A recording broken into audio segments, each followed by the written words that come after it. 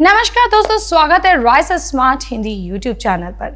आज के इस प्लेटफॉर्म में हिस्ट्री जीएस डोज में हम करने जा रहे एक बहुत ही इंपॉर्टेंट टॉपिक जो कि एग्जाम पॉइंट ऑफ व्यू से बहुत इंपॉर्टेंट है, that is non cooperation movement, असहयोग आंदोलन। असहयोग आंदोलन जो कि भारत में 20वीं शताब्दी में उस दौर में चलाया गया था जब एक राष्ट्रवादी दौर चल रहा था भारत में, जिसके अगर हम टाइम पीरियड देखें तो कब से कब तक ये आंदोलन चलाया जाता है, 1920 से 1922 तक, 1920 से 1922। लेकिन ये असहयोग आंदोलन, ये नॉन कॉपरेशन मूवमेंट, जिसे भारत का पहला जन आंदोलन, फर्स्ट मास मूवमेंट माना जाता है। क्या इससे पहले भारत में आंदोलन नहीं हुए थे? और हुए तो उन आंदोलनों से ये आंदोलन कैसे भिन्न था, तो बात करेंगे आज के इस सेशन में। लेकिन उससे पहले आप इसे लाइक एंड शेयर जरूर कर दीजिएगा। तो हम आगे बढ़ते हैं असहयोग आंदोलन के बारे में बात करते हुए।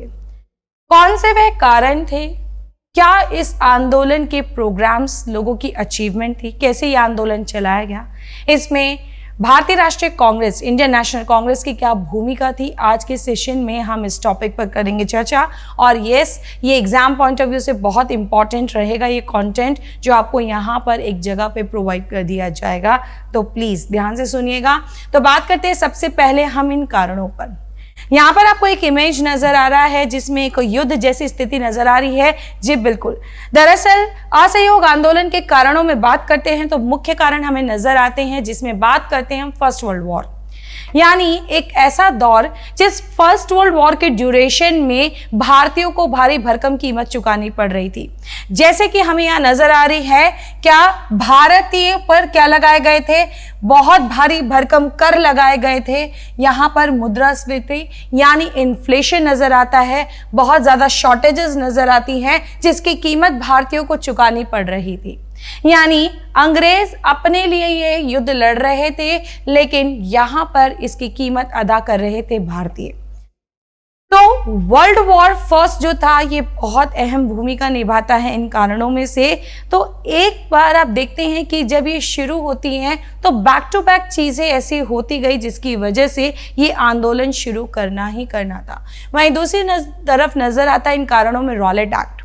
रॉलेट एक्ट, जहां पर हम देखते हैं कि अब इन लोगों ने इतनी सख्ती कर दी थी कि हमारी जो नागरिक स्वतंत्रता थी उन पर भी और ज्यादा पाबंदी लगा दी थी, अंकुश लगा दिए थे, जिसकी वजह से अब ये लोग हम लोगों को इस कदर कर चुके थे कि 4 लोगों से ज्यादा भी अगर कोई नजर आएगा तो उन्हें कैद कर लिया जाएगा।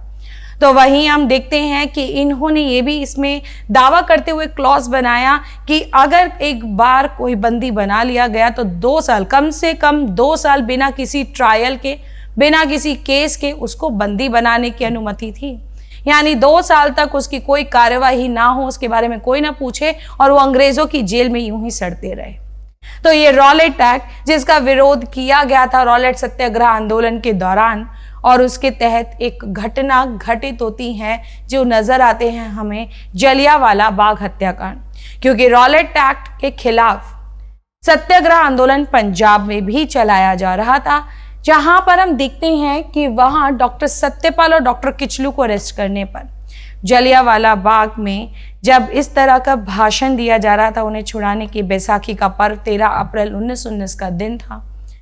और इस पे जो जलियांवाला बाग पर और भी चर्चा है वो मैंने एक अन्य डोज में बात किया हुआ है, जलियांवाला बाग की वीडियो में तो जरूर देखिएगा आप लोग, अगर उसकी आपको पूरी जानकारी चाहिए तो ये एक अहम भूमिका थी हम नजर आती है कि जहां पर एक तरफ वर्ल्ड वॉर में हमारे इतने सैनिक मारे गए थे, भारतीय सैनिक मारे गए थे, वहीं दूसरी तरफ हम देखते हैं कि अंग्रेजी शासन जो भारत में था उनकी जो दरिंद्र की थी, मतलब दरिंद्र के होते ना, दरिंदे होते हैं, एक होते हैं ना कि जिस तरह से उन लोगों ने भारत के लोगों को एक समझ रखा था, एक चीज है, मात्र एक वस्तु है जो मर भी जाए जिन्हें कोई फर्क नहीं पड़ता, तो उन्होंने किस तरह से यहाँ की हजारों की जनसंख्या को कुछ ही चंद सेकंड्स की गोलियों ने छलनी कर दिया था और मौत के घाट उतार दिया था, किस तरह से लाशें बरामद हुई थी। तो जलियांवाला बाग हत्याकांड, जिसकी वजह से यहाँ पे अंग्रेजों की क्रूरता की वजह से एक भारत में माहौल छा चुका था।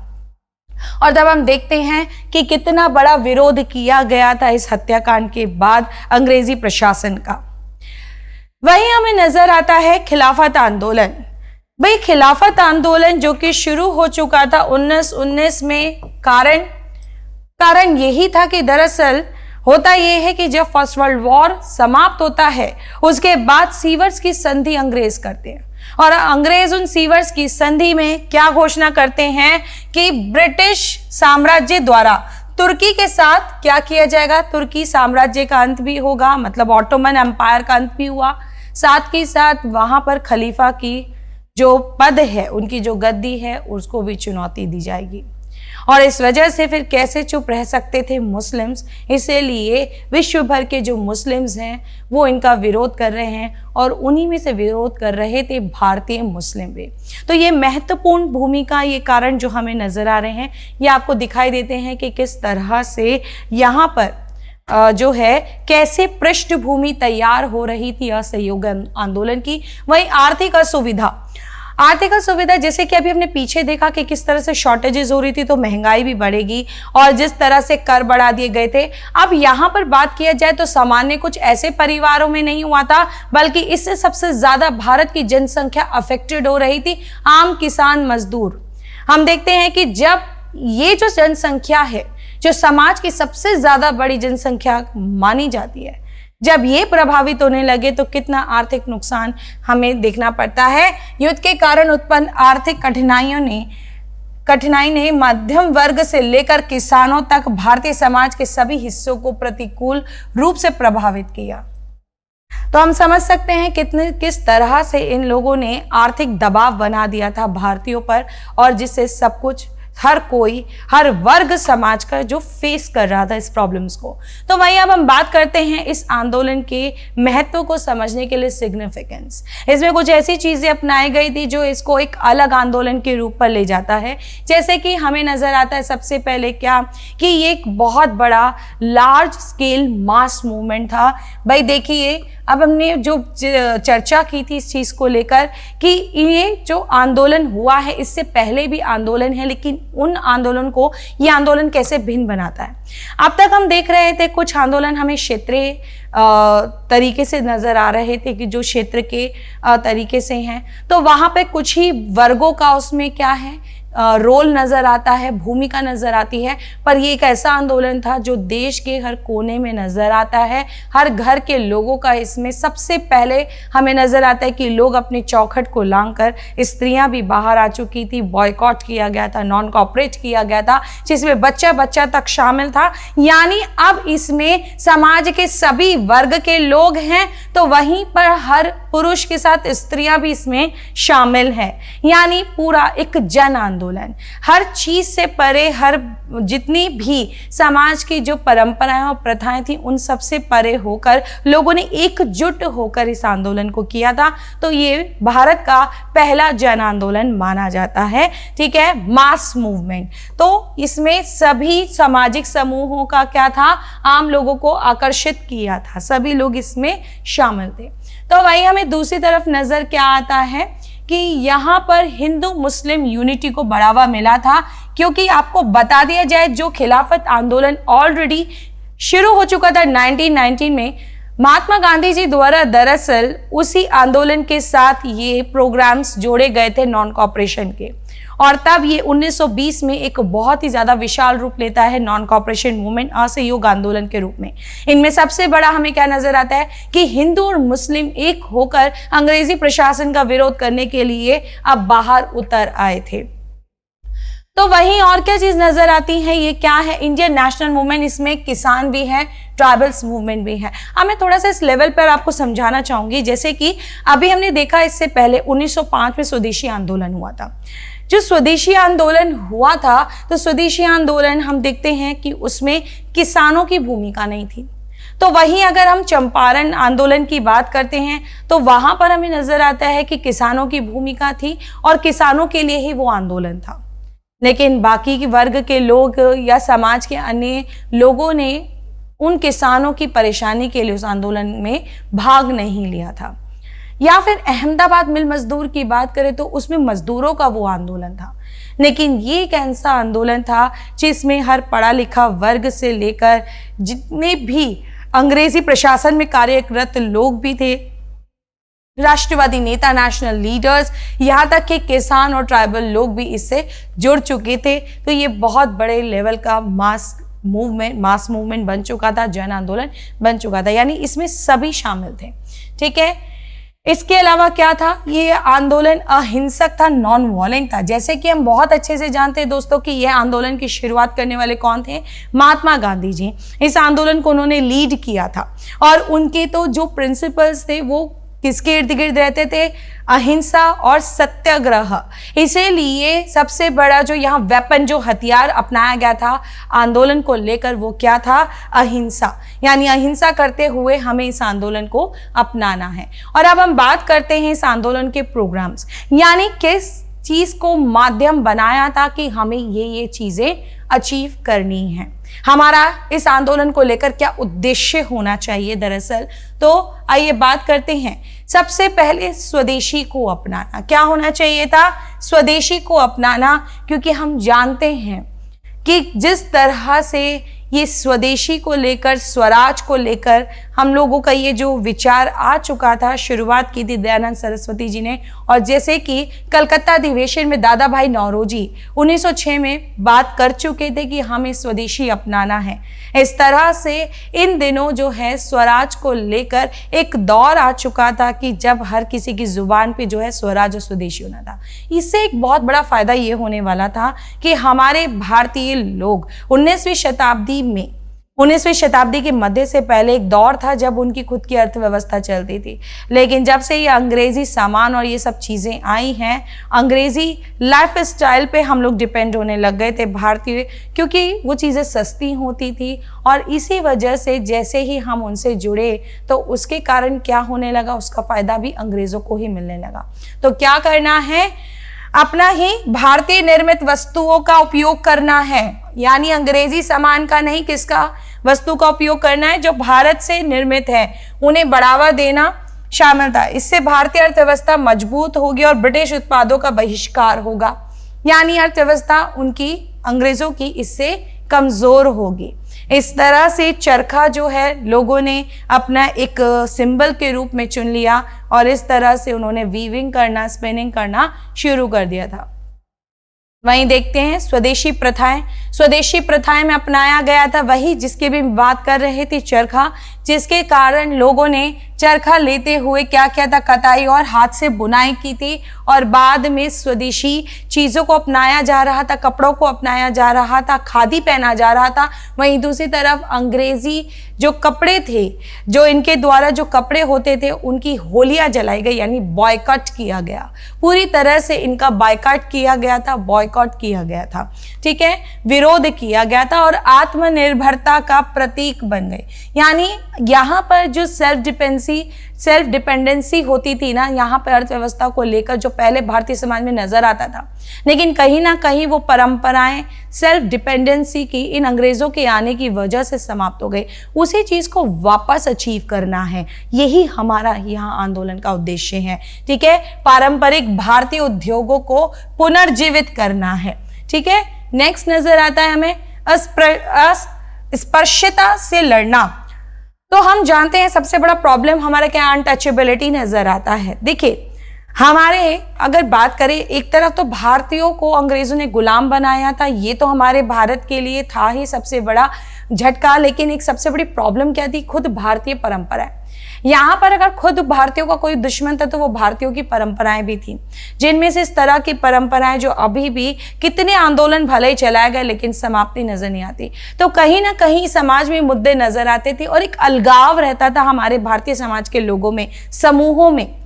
इसीलिए न केवल एक तरफ अंग्रेजों से लड़ना ही हमारी लड़ाई थी, बल्कि इस तरह की परंपराओं को भी यहाँ से दूर करना, लोगों की सोच से परे लाना भी उन समूहों का हमारे समाज में सभी के साथ समावेश होना हमारे लिए यहाँ पे प्रायोरिटीज थी। और इसीलिए इस आंदोलन में एक और चीज़ ऐड की गई, भाई अनटचेबिलिटी से हम फाइट करेंगे। यानी ये जो मुद्दा अनटचेबिलिटी का था बहुत समय से चल आ रहा था और लोगों के मतलब व्यवहार में नहीं, लोगों के दिमाग तक ये जब छा चुका था ना, तो ये समाज में जो अलगाव था बहुत जरूरी था इसे समाप्त करना। इसीलिए यहाँ पर भेदभावपूर्ण प्रथा जैसे सामाजिक मुद्दों को भी संबोधित किया था और पूरा कहा गया कि कोई अनटचेबिलिटी यानी इस पर भी प्रहार किया जा रहा था। ठीक है, अब नजर आता है कि आंदोलन कैसे हुआ, मतलब इस तरह से आंदोलन की जो गतिविधियां थी वो किस तरह से चलती गई थी, आंदोलन क्या क्या अपना यहाँ पे रोल निभा रहा था। जैसे कि सबसे पहले क्या किया गया, संस्थानों को बंद करना। अब ये संस्थान वो संस्थान थे जो अंग्रेजी संस्थानें थी जिसपे कार्यरत थे भारतीय, ठीक है, जिसमें भारतीय भी शामिल थे। अब उनके सहयोग से इन्हें मतलब क्या करना है, बंद करना है, नॉन कॉपरेट और सहयोग करना है, क्योंकि जब हम इनसे नॉन कॉपरेट करेंगे इन्हें होगा नुकसान और तब ये लोग देश छोड़ के भागेंगे यहाँ से। ठीक है, तो क्या कहा था कि सभी कार्यालयों और कारखानों को बंद करने का आह्वान किया गया। ठीक है, जिससे ब्रिटिश शासन के तहत व्यापार और वाणिज्य का प्रभाव बाधित हो गया।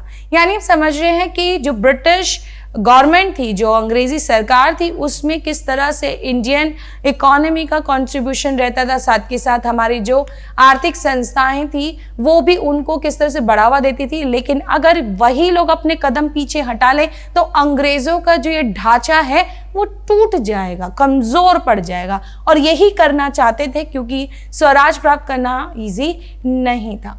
वहीं क्या नजर आ रहा है, सामूहिक इस्तीफा दिए जाए, यानी किसी भी तरह से जितने भी राजनीतिक पदों पर, जितने भी अधिकारी पदों पर नियुक्त थे भारतीय, उन पदों से इस्तीफा दिया जाए। साथ ही साथ जिन स्कूलों में, जिन अंग्रेजी स्कूलों में पढ़ रहे थे भारतीय विद्यार्थी जो थे, हमारे जो छोटे छोटे बच्चे थे, वो भी उन स्कूल का क्या करें, बायकॉट करें। तो क्या करना चाहिए, राज्य का समर्थन करने वाले संस्थानों से अपनी भागीदारी वापस लेने के लिए प्रोत्साहित किया। ठीक है, और इसमें सरकारी स्कूल छोड़ने वाले छात्र, यानी सभी छात्र जो है सरकारी स्कूल छोड़ दें, क्योंकि ऑब्वियसली जब सब लोग नॉन कॉपरेट करेंगे हर सेक्टर में तो अंग्रेज बौखला जाएंगे। ठीक है, पुलिस, सेना, सिविल सेवाएं। अब आप समझ ही सकते हैं कि यहाँ पर तो ये तो बहुत ज्यादा ही बड़ा अंग्रेजों के लिए शॉकिंग वाली बात हो जाएगी जब यहाँ पर सभी प्रशासनिक सेवाओं में भी जो भारतीय हैं जब वो नॉन कॉपरेट करने पर आएंगे। और इनमें से हम कैसे भूल सकते हैं हमारे जाने माने सुभाष चंद्र बोस जी, हमारे नेताजी, जिन्होंने सिविल सर्विसेज के जो पद है वो किस तरह से आराम से बड़ी आसानी से त्याग कर दिया था भारतीय आंदोलन की लड़ाई लड़ने के लिए। ठीक है, तो क्या करना है, इस्तीफा देने वाले पेशेवर और ब्रिटिश कानूनी प्रणाली को छोड़ने वाली वकील शामिल थे। सबसे ज्यादा हम देखते हैं हमारे जो भारतीय राष्ट्रवादी नेता थे, नेशनलिस्ट लीडर थे, वो कौन थे, उनमें से सबसे ज्यादा होते थे वकील यानी लॉयर्स। और वो लोग अगर गिव अप करें तो किस तरह से, मतलब अपनी पोस्ट को छोड़ दे तो किस तरह से ह्यूज लेवल पर इस आंदोलन को एक दिशा मिल सकती थी और अंग्रेजों के साथ नॉन कॉपरेट किया जा सकता था। देखिए, नॉन कॉपरेशन करना आसान नहीं होता, इसमें हर एक लेवल पर, हर एक स्तर पर और हर एक आप कह सकते हैं ना सेक्टर में नॉन कॉपरेट करना होता, तभी अंग्रेजों की ये जो बैकबोन थी ना, रीढ़ की हड्डी, ये टूटती। लेकिन कुछ ऐसी घटनाएं हुई जो आगे हम देखेंगे जिसकी वजह से अंतिम रूप से ये आंदोलन असफल माना जाता है। तो आगे देखते हैं क्या, आर्थिक बहिष्कार। हमें क्या करना चाहिए, आर्थिक बहिष्कार करना चाहिए, ब्रिटिश निर्मित सामान, यानी फाइनली हम देखते हैं बॉयकॉट करना चाहिए हमें जितने भी उनका निर्मित सामान है। तो अभी तो हम एक तरफ देख रहे थे कपड़े को लेकर कि कपड़े को लेकर हम उनके साथ नॉन कॉपरेट कर रहे हैं, प्रशासनिक तौर पर कर रहे हैं, पर अर्थव्यवस्था में तो ये अंग्रेजी जड़ें हर जगह बसी हुई थी और बहुत जरूरत है उनकी जड़ों को उखाड़ने का। इसीलिए उनको जब तक पूरा नष्ट नहीं किया जाएगा तब तक अंग्रेजों को, उनके प्रशासन को भारत से हिलाना बहुत मुश्किल है। तो उनका कहना था कि आर्थिक बहिष्कार पूरी तरह से, बाकी की जो कपड़ों के अतिरिक्त भी जो सामान है उनका बहिष्कार करना चाहिए, विशेषकर कपड़े ही हैं। ठीक है, और क्या है, इसका उद्देश्य भारत में मुनाफा कमाने वाले ब्रिटिश व्यवसायों को पंगु बनाना, यानी हम कहीं ना कहीं उनको इस तरह से कंफ्यूज कर दें और ये बहुत अच्छी गोल्डन अपॉर्चुनिटी क्यों है दोस्तों, क्योंकि आप जानते हैं अभी जो वर्ल्ड वॉर फर्स्ट की स्थिति से ये लोग निकल कर आए थे, इनको आर्थिक नुकसान तो वहां हो रहा था, तो बेहतर है कि इसी में जब हम लोग भी इन पर इस तरह से दबाव बनाते रहेंगे, नॉन कॉपरेट करते रहेंगे, तो इस प्रॉब्लम से वो लोग जल्दी से नहीं निकल पाते। पर अफसोस अंत तो कुछ और ही तरह से हुआ था। प्रतीकात्मक अवज्ञा, हमें क्या करना है, इनकी चीज़ों को नहीं मानना है, हमें इनकी बात को क्या करना है, अवज्ञा करना है, यानी सिविल डिसओबीडियंस, डिसओबे करना है इनकी बात को। तो भारतीयों ने ब्रिटिश सरकार द्वारा दिए गए सभी सम्मान उपाधियां लौटा दी। जैसे कि हम देखते हैं कि महात्मा गांधी जी, जिनको केसरे हिंद की उपाधि से संबोधित किया गया था, उन्होंने खुद इस उपाधि को वापस लौटा दिया था। ठीक है, तो बहुत सारे लोग थे जिन्होंने अपने सम्मान लौटा दिए थे, अपने उपाधियां लौटा दी थी। तो हम क्या कर रहे हैं, अवज्ञा कर रहे हैं। और शिक्षकों, वकीलों, सिविल सेवकों जैसे विभिन्न पदों से इस्तीफा दे दिया, जिस पे हम पहले से ही चर्चा कर चुके हैं। साथ के साथ हमें क्या नजर आ रहा है, अब बात कर रहे हैं इस आंदोलन के बीच प्रॉब्लम क्या हुई थी। दरअसल इस आंदोलन में कुछ हमारे ऐसे राष्ट्रवादी नेता थे जो सहयोग में नहीं थे, जैसे बाल गंगाधर तिलक, बिपिन चंद्र पाल और एनी बेसेंट, मोहम्मद अली जिन्ना। ये अगर करें इनकी बात, या फिर हम मुस्लिम लीग की बात करें, तो दरअसल ये कुछ ऐसे लीडर्स थे, मुस्लिम लीग के कुछ लीडर्स थे जो पूर्ण रूप से गांधी जी के इस डिसीजन से सहमत नहीं थे। हालांकि उनके बावजूद भी 1 अगस्त 1920 को ये आंदोलन शुरू किया गया था, और उसी पहले दिन 1 अगस्त को हमारे भारतीय के राष्ट्रवादी जाने माने नेता, हम सबके प्यारे बाल गंगाधर तिलक जी का निधन हो जाता है। ठीक है, तो क्या है, ऑल इंडिया मुस्लिम लीग के साथ साथ बाल गंगाधर तिलक, बिपिन चंद्रपाल, मोहम्मद अली जिन्ना, एनी बेसेंट जैसी हस्तियां गांधी के दृष्टिकोण से असहमत थी, यानी इनके सपोर्ट में नहीं थी। तो ये भी विशेष रूप से जब objective types of questions exam में आते हैं, उनमें इस तरह से पूछा जाता है कौन कौन इनके सहयोग में नहीं थे। ठीक है, समर्थन में अब कौन कौन थे, समर्थन में ज्यादातर जो लीडर्स हैं हमें वही नजर आएंगे, जैसे कि जो खिलाफत आंदोलन के फ्रंटियर लीडर्स आपको नजर आते हैं, यानी जो हमें सामने नजर आते हैं, वो लीडर्स जो थे दरअसल वो वही लीडर्स जो हैं समर्थन में थे गांधी जी के। और जिस तरह से गांधी जी ने खिलाफत आंदोलन, असहयोग आंदोलन को जोड़ दिया था, न केवल हिंदू मुस्लिम एकता बनी रही थी, बल्कि ये आंदोलन जो है एक बहुत ही विशाल आंदोलन का रूप भी ले चुका था, जिनमें से शामिल होते हुए बहुत सारे जो हैं हमें नजर आते हैं। ठीक है, भारतीय भी इनमें काफी लोग तो जो शामिल थे, और जो मुस्लिम लीडर्स जो थे इनके सपोर्ट में, उनमें नजर आते हैं हमें अब ये अब्दुल कलाम थे, और इसके अलावा ये आपके शौकत अली थे, मोहम्मद अली थे, ठीक है, अजमल खान थे। तो ये बहुत सारे लीडर्स थे जो सपोर्ट में थे गांधी जी के। इसके अलावा हमें क्या नजर आता है, हमारा समर्थन हो गया है। इसके अलावा हमें नजर आता है अडॉप्शन एंड लॉन्च, कैसे इसे शुरू किया गया। एक्चुअली जैसे कि मैंने आपको बताया कि 1 अगस्त 1920 को ये शुरू हो चुका था, और इसी दिन तिलक जी की मृत्यु हो चुकी थी। लेकिन इस आंदोलन के बीच ही बीच स्वराज के और स्वदेशी, ये जो स्वदेशी का जो विचार है और नॉन कॉपरेशन का ये जो हम लोगों का दावा है, ये वेपन है, इसको पूर्ण रूप से सफल बनाने के लिए सितंबर 1920 में दरअसल कांग्रेस का एक विशेष अधिवेशन बुलाया था कलकत्ता में, जिसे कलकत्ता अधिवेशन कहा जाता है। यह विशेष अधिवेशन था, यानी एक इम्पॉर्टेंट जो बीच ही बीच डिसाइड कर दिया गया था कि एक इमरजेंसी में कॉल किया गया अधिवेशन। ठीक है, और उसमें तब ये जो प्रस्ताव रखा गया था नॉन कॉपरेशन को, इस पर चर्चा की जाने की बात हुई। लेकिन पूर्ण रूप से जब हम देखते हैं कि दिसंबर 1920 जो वास्तविक रूप से कांग्रेस का वो साल का अधिवेशन माना गया था, नागपुर अधिवेशन। तो नागपुर अधिवेशन में स्वदेशी को अपनाने के लिए पूर्ण रूप से यहाँ पर सहमति जताई गई थी, और किस तरह से ये आंदोलन होना चाहिए उसको पूर्ण रूप से सबके समक्ष रखकर इस पर अपनाया गया था। वहीं हमें नजर आता है, जैसे कि अभी हमने कहा कि उन्होंने किन किन का उनको जो है सपोर्ट मिला था।